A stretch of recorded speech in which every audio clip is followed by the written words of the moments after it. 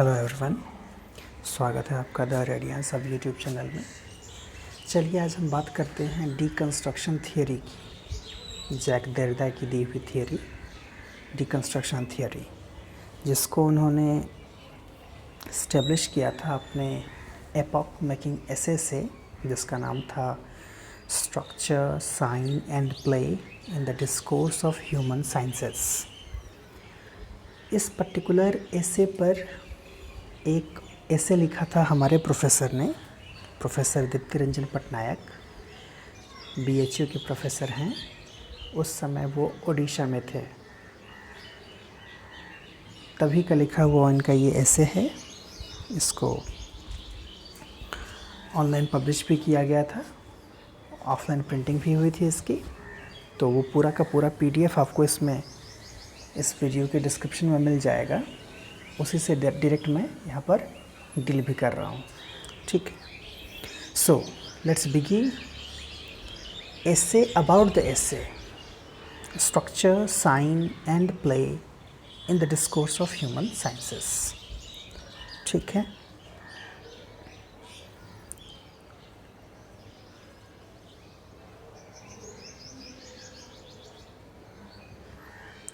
यहाँ पर एक चीज़ और आप समझ सकते हैं, जान सकते हैं, देख सकते हैं कि कैसे कभी कोई लिटरेरी ऐसे लिखना हो तो कैसे लिखा जाता है, ठीक है। या आर्टिकल वगैरह लिखना हो, लिटरेरी आर्टिकल्स वगैरह, तो कैसे लिखे जाएंगे, ठीक है। Jacques Derrida and structure, sign and play in the discourse of the human sciences.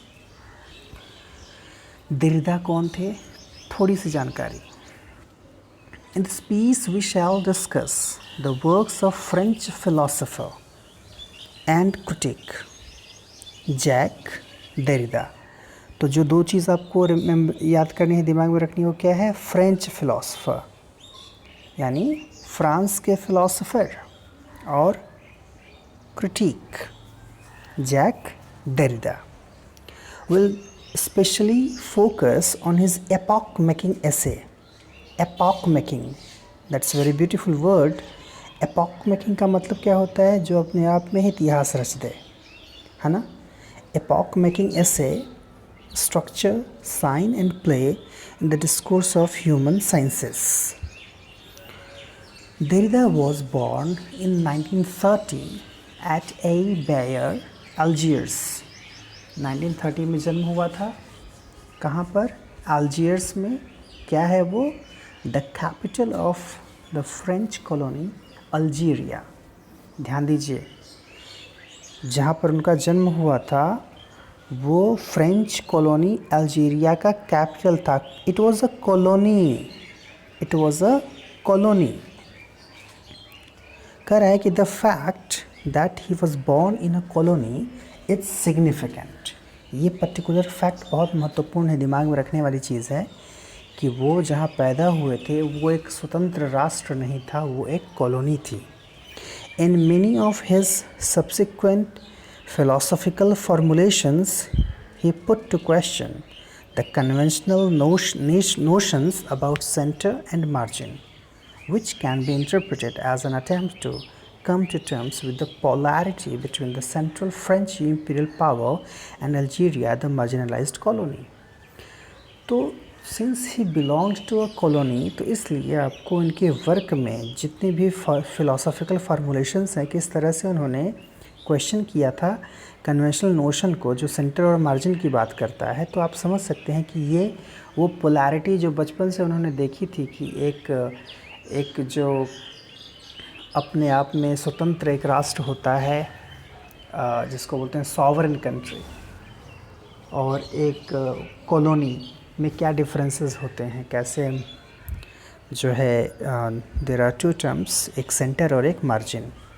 Centre और मार्जिन में कैसे क्या डिफरेंसेस होते हैं, इन चीज़ों से रिलेटेड तमाम जो फिलोसॉफिकल फाउंडेशंस हैं, पोस्टुलेशंस हैं, वो आपको मिलेंगे इनके वर्क में। That shows that how he was very much affected by the fact that he was born in a colony.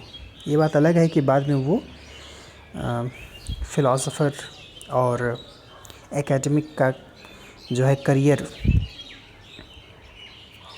Follow करने के लिए अल्टीमेटली वो फ्रांस में मूव कर गए.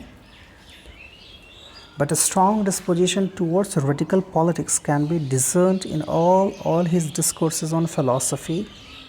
लेकिन फिर भी आप एक चीज़ समझ सकते हैं कि रेडिकल पॉलिटिक्स कितनी ज़्यादा उनके वर्क में आपको मिलेगी और ये फैक्ट उनको कितना ज़्यादा प्रभावित करता है.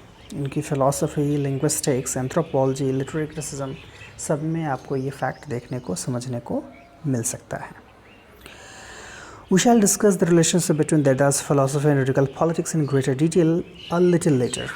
कह रहे हैं कि अभी बात नहीं करते philosophy और radical politics के उनकी, आगे बढ़ते हैं थोड़े. First of all, let me throw some light on the importance of Jacques Derrida in our episteme in general.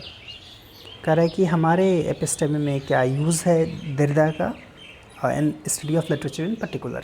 उसमें भी अगर हम बात करें पर्टिकुलरली लिटरेचर में क्या उनकी इम्पोर्टेंस है, उनकी जो उन्होंने बातें कही हैं.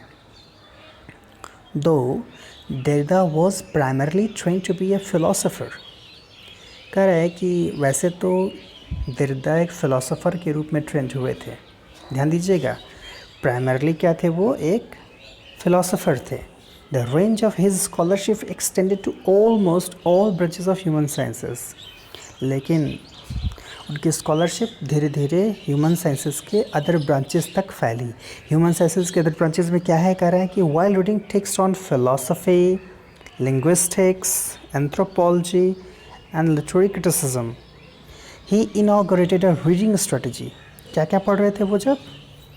Philosophy, linguistics, anthropology, literary criticism, he inaugurated a reading strategy. एक रीडिंग स्ट्रेटजी उन्होंने इनॉग्रेट कर दी, एक नई रीडिंग स्ट्रेटजी उन्होंने अपना ली, which undermine the traditional philosophical and critical dogmas and conventions. जो अल्टीमेटली वो स्ट्रेटजी ही कह रहा है कि अंडरमाइन कर देती है ट्रेडिशनल फिलोसॉफिकल और क्रिटिकल डोगमास और कन्वेंशंस को. क्या मतलब है इसका? इसको अंडरमाइन करने का मतलब क्या है? Will talk about it. His reading strategy popularly known as deconstruction. और उनकी ये जो स्ट्रेटजी है, रीडिंग स्ट्रेटजी, इसको किस नाम से हम जानते हैं? डीकंस्ट्रक्शन के नाम से जानते हैं. क्या है भाई ये deconstruction? Set out to unearth the inherent contradictions. क्या करता है ये? इनहेरेंट कंट्राडिक्शंस को अनअर्थ कर देता है, यानी अनकवर कर देता है, क्लियर कर देता है आपके सामने. In any given preposition of a text. कह रहा है इन एनी गिवन प्रपोजिशन और अ टेक्स्ट. ये जो डीकंस्ट्रक्शन है, ये इनहेरेंट कंट्राडिक्शंस को, चाहे वो किसी प्रपोजिशन का हो चाहे किसी टेक्स्ट का हो, उसको क्लियरली सबके सामने कर देता है. डीकंस्ट्रक्शन के through we can do it. क्या मतलब है? In other words, deconstruction shows how a text और discourse of the very nature of its construction और स्ट्रक्चर अंडरमाइंस इटसेल्फ. क्या बोल रहा है? इससे पता चलता है कि कैसे एक टेक्स्ट या डिस्कोर्स अपनी इसके खुद के नेचर के कारण अपने कंस्ट्रक्शन को, ये अपने स्ट्रक्चर को ये अंडरमाइन कर देता है. मतलब उस जो कोई बात कही जा रही है, वो बात कहने भर में ही वो बात गलत हो जा रही है. कैसे? कह रहे हैं कि एवरीडे लाइफ से कुछ अगर एग्जांपल मैं दूं आपको, प्रोफेसर पटनायक का कहना है कि ये डीकंस्ट्रक्शन को समझाने के लिए उनका ये अपना तरीका है और I hope you will love it. देखिए, कोई भी थियरी अगर आप डेली लाइफ से कनेक्ट करके समझने की कोशिश करेंगे ना, तो वो आसान हो जाएगा. Otherwise it will be more complicated. तो कुछ एग्जाम्पल देखिए.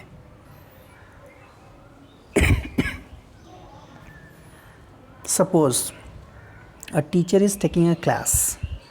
कह रहे हैं कि एक टीचर कोई अगर क्लास ले, after talking for a few minutes she asks the student do you follow me.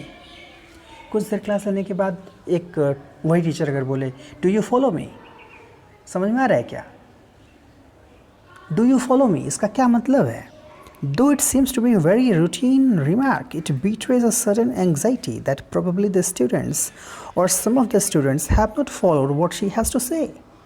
कह रहे हैं कि भले ये रूटीन रिमार्क लगे कि जनरली क्लासरूम में पढ़ाते समय टीचर ऐसे पूछा करते हैं, लेकिन कह रहा है कि इससे वो एंग्जाइटी ख़त्म हो जाती है, ख़त्म कर दी जाती है, बिट्रे कर दिया जाता है उसको, क्योंकि संभावना है कि कुछ ऐसे बच्चे हों या स्टूडेंट्स हैं जो कि जिनको ये बात समझ में नहीं आई जो कि टीचर पढ़ा रही हैं.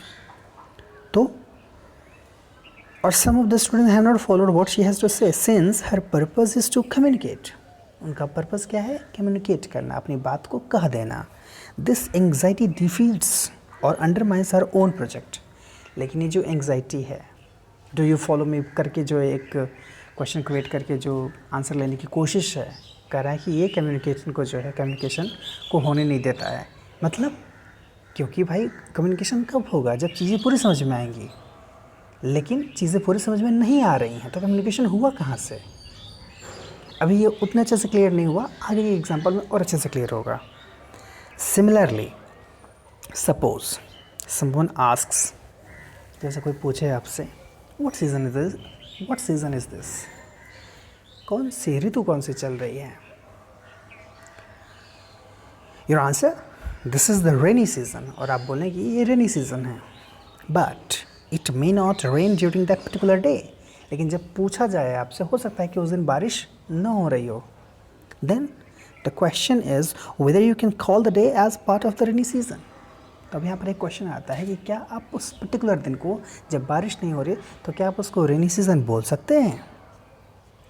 समझ में आया? Again you ask someone time place. किसी से आप पूछते हैं समय कितना हो रहा है, time place. She answers it's 8:25 और आपको आंसर मिल गया कि 8:25 हो रहा है. But the time she says it shall always be a little more than 8:25. लेकिन उसके देखने भर में, कहने भर में 8:25 से थोड़ा समय आगे बढ़ जाए. समय तो रुकता नहीं है ना, समय आगे बढ़ गया. तो आंसर मिला आपको ज़रूर, लेकिन फिक्स्ड आंसर देने की कोशिश में क्या हुआ, वो आंसर गलत है, लेकिन हम मानते हैं कि सही है. We assume it to be true. कह रहा है because a few seconds might have elapsed in between your asking and her answer. तो समय थोड़ा बीत चुका रहता है, फिर भी आपको वो आंसर मिलता है. Thus, in everyday life too, it's impossible to access exact information or knowledge. देखिए ये बहुत इम्पॉर्टेंट है समझना. कह रहा है कि इवन हमारी डेली लाइफ में भी अगर हम माने कि हमको हर चीज़ की एग्जैक्ट इन्फॉर्मेशन मिलती है, तो ये चीज़ हमारी सोच गलत है. ये exact information, that's very important. इसको हम फोकस करते रहें, अगर हमको लगे कि एग्जैक्ट इन्फॉर्मेशन हमें मिले या एग्जैक्ट नॉलेज मिले, तो ये एक तरह से इम्पॉसिबल है. Moreover the language with which we communicate information और knowledge might not be appropriate to the task. जिस भाषा में हम बात करते हैं शायद वो भी उसके लिए उतनी यूज़फुल नहीं है कि काम आए. Because any given word or language is always contaminated by its opposite. क्यों? क्योंकि कह रहा है कि कोई भी पर्टिकुलर वर्ड है जो लैंग्वेज में, वो अपने अपोजिट से कंटामिनेट हो जाता है. मतलब one cannot define night without reference to day. समझा रहे हैं कैसे बाउंड्रीज चलती हैं लैंग्वेज में. कह रहे हैं कि अगर हमको नाइट को डिफ़ाइन करना हो तो उस समय हमको डे की बात करनी होगी. अगर किसी को डे का कॉन्सेप्ट मालूम है तो उससे वो नाइट को रिलेट कर पाता है. किसी को नाइट का कॉन्सेप्ट मालूम है तो उससे वो डे को रिलेट कर पाता है. और गुड विदाउट बैड, आप गुड कैसे डिफ़ाइन करेंगे? विदाउट बैड उसको डिफ़ाइन करना मुश्किल है. And so on. However we transact our understanding. कह रहा है फिर भी हम अपनी अंडरस्टैंडिंग ट्रांजेक्ट करते हैं and conduct our life on the assumption that the time is exactly 8:25. तो हम एजम्पशन पर अपनी ज़िंदगी चलाते हैं, मानते हैं कि हाँ टाइम 8:25 ही हो रहा है. That though we can not exactly define the rainy season. और हम कह रहे हैं कि हम रेनी सीज़न को एग्जैक्टली डिफाइन नहीं कर सकते and draw definite boundary between the rainy season and other seasons. एक डेफिनेट बाउंड्री हम क्रिएट नहीं कर सकते रेनी सीज़न और अदर सीज़न के बीच में. We have a certain notion about rainy season of which an occasional dry day would be a legitimate part. कह रहा है कि हो सकता है कि रेनी सीज़न हो और उसमें एक ड्राई डे जो है उसका एक हिस्सा हो, सूखा दिन जिस समय बारिश ना हो रही हो. We have a certain notion about rainy season of which an occasional dry day would be a legitimate part and that at least some of the students have understood a major part of what the teacher has to say. अब यहाँ पर भी वही चीज़ है कि कोई teacher पढ़ाए तो हम समझ सकते हैं, सोच सकते हैं कि ज़्यादातर बच्चों ने ज़्यादातर हिस्से को समझ लिया होगा. Deconstructionists argue that what is true of the happenings in everyday life is also true of the philosophical postulations. तो deconstructionists किस बात को लेकर आर्ग्यू करते हैं कि हमारी डेली लाइफ में जो हैपनिंग्स हैं उसके लिए जो सच है वही philosophical postulations के लिए भी सच है, फैक्ट फाइंडिंग के लिए भी सच है. In the study of human sciences. इसका मतलब क्या हुआ? इसका मतलब ये हुआ कि डेली लाइफ में चीज़ें सच नहीं होती फिर भी हम मान कर चलते हैं कि यह सच है. वही चीज़ है थियरी में, वही चीज़ है फ़िलॉसफी में. तो इस बात की जानकारी होनी बहुत ज़रूरी है. तो अल्टीमेटली डीकंस्ट्रक्शनिस्ट इसी बात पर फोकस करते हैं कि आप कोई भी बात बोलते हैं तो आप ये मान कर चलिए कि वो अल्टीमेट ट्रूथ नहीं है, आपको इसकी जानकारी होनी चाहिए. ठीक है, सच माने सही है, चलिए काम चल रहा है, लेकिन ये नहीं होना चाहिए कि यही अल्टीमेट ट्रूथ है. और यही कारण है ना, चाहे साइंस की बात करें चाहे फिलॉसफी में बात करें, आप देखते हैं कि हम हर बीतते समय के साथ तमाम नई थियरीज़ निकल कर के आती हैं. क्यों आती हैं? इसके पीछे रीज़न यही है कि कुछ भी अल्टीमेट नहीं है, चीज़ें बदल रही हैं हर समय. The Western philosophical works and human science researches have largely built their monuments of certain knowledge. कह रहा है कि वेस्टर्न फिलोसफिकल वर्क की बात कर लें, नॉलेज की बात कर लें, एकदम बना करके रखा है इन्होंने. सर्टेन नॉलेज की बात कर ली है on very questionable, unreliable and sometimes unexamined foundations. इनका ये जो सर्टेन नॉलेज है, ये सर्टेन नॉलेज कहना ही इसको बेकार है. आप कैसे कह सकते हैं इसको सर्टेन नॉलेज, एकदम निश्चित. कह रहे हैं कि कई तरह के क्वेश्चनेबल, अनरिलायबल और समटाइम्स अनएग्जामिन्ड फाउंडेशंस के ऊपर इनके ये सर्टेन नॉलेज बेस्ड हैं. Derrida and other deconstructionists try to dismantle these constructions. तो यहाँ पर ये वर्ड जो इम्पोर्टेंट है, डिसमेंटल वर्ड. Derrida या और जो deconstructionist हैं उन्होंने कोशिश की इसी चीज़ को डिसमेंटल करने की. ये जो एक कवरिंग चढ़ी हुई है उसको हटाने की, लोगों को सच दिखाने की कि ऐसा नहीं है. Of certain truth by examining the assumptions and the logical ambiguities inherent in the process of that construction. तो ये जिस तरह से कंस्ट्रक्शन किया गया है सर्टेन ट्रूथ का, सर्टेन नॉलेज का, उसको डिसमेंटल किया इन लोगों ने, ये बताने के लिए, दिखाने के लिए कि जो एजम्पशंस हैं या लॉजिकल एम्बिग्विटीज़ जो हैं इसमें कितनी सच्चाई है. ठीक है. An example of how philosophical postulation and human science research proceed according to Derrida is as follows.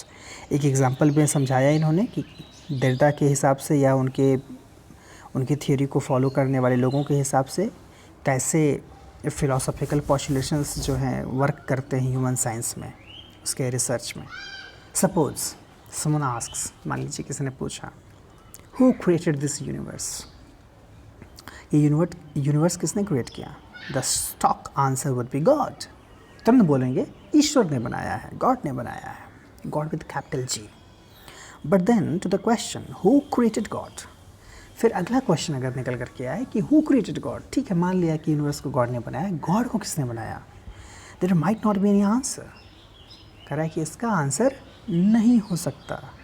However, all our religious and spiritual speculations can continue with the assumption that God has created the entire universe. और यही contradictory बात है कि ये भले पता हो कि गॉड को किसने बनाया, लेकिन हमारी सारी जो रिलीजियस फिलॉसफी है, स्पिरिचुअल स्पेकुलेशंस हमारे सारे के सारे हैं, वो इसी बात पर बेस्ड है कि इस यूनिवर्स को गॉड ने बनाया है. In this case the concept of God serves as the foundation. तो इस तरह से यहाँ पर गॉड का जो कॉन्सेप्ट है, कह रहा है कि वो एक फाउंडेशन की तरह वर्क करता है for all subsequent attempts at getting the truth और making truth claims. Foundation use understand, नींव जिस पर मकान बनता है, सबसे नीचे जो ईंट डाली जाती है. तो ये गॉड नाम का जो फाउंडेशन बना करके रखा है वही अनक्वेश्चनेबल, वही अनएग्जामिन्ड है, क्योंकि उसका आंसर नहीं है. उसके ऊपर हमने तमाम अपने ट्रूथ क्लेम्स और ट्रूथ बना करके रखे हुए हैं. What is true of this example is also true of all our effort to have certain knowledge.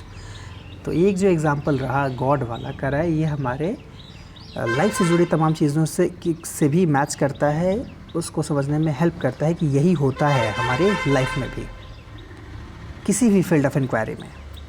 We tend to construct these attitudes without examining the foundation. कह रहा है कि हम ये ट्रुथ मान लेते हैं बिना उसको एग्जामिन किए उसके फाउंडेशन को. मतलब जिस चीज़ पर बेस्ड है सारी बातें वो चीज़ ही अनएग्जामिन्ड है, उसके ऊपर की चीज़ों को एग्जामिन कर सकते हैं, लेकिन सबसे नीचे जो है उसे को एग्जामिन नहीं कर सकते. देरदा कॉल्स दिस टेंडेंसी, और ये जो एक फाउंडेशन क्रिएट करने की जो टेंडेंसी है, इसको देरदा ने एक नाम दिया है फाउंडेशनलिज्म. ठीक है. वाई डू ये फाउंडेशनलिज्म क्या है? वो जो बातें अभी आपने समझी हैं, ये वही बातें हैं कि कैसे जो है हम बिना फाउंडेशन को एग्जामिन किए मान लेते हैं. ये तमाम टर्म्स जो हैं इस एसे के लास्ट में आपको वेल डेफिनेशन उसका मिल जाएगा, बाकायदे सारे डेफिनेशन को उन्होंने लिखा हुआ है लास्ट में. ठीक है. करें why do we do so, करते क्यों हैं ऐसा हम? ऐसा करने से क्या फ़ायदा है हमें? क्या फ़ायदा है? देखिए, there are psychological reason for this. कह रहा है कि इसके लिए साइकोलॉजिकल रीजंस है.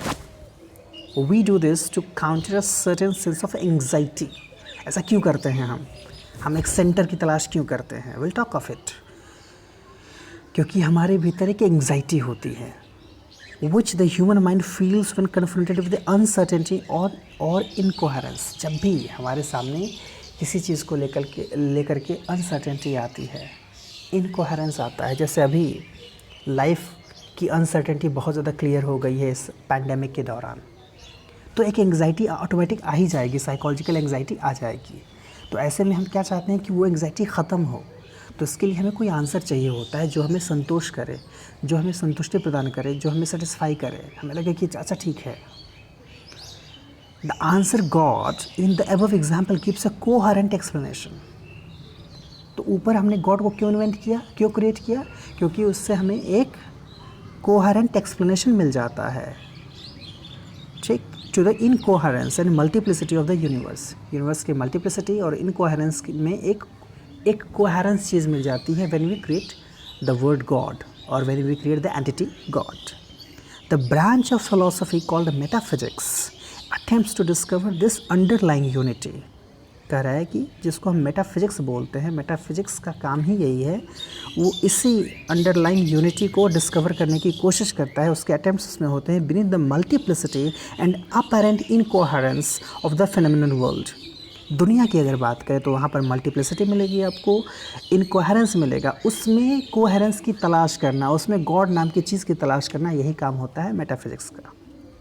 Derrida argues that the entire Western philosophy is contaminated by these unexamined metaphysical assumptions. तो देरदा का कहना है कि पूरी की पूरी वेस्टर्न फिलॉसफी इसी अनएग्जामिन्ड मेटाफिजिकल एजम्पशन पर जो है टिकी हुई है, और उसी से वो पूरी तरह से कंटामिनेटेड हो चुकी है, प्रदूषित हो चुकी है, पॉल्यूटेड हो चुकी है. ठीक. चलिए आज के लिए इतना ही. We'll talk of the remaining part later.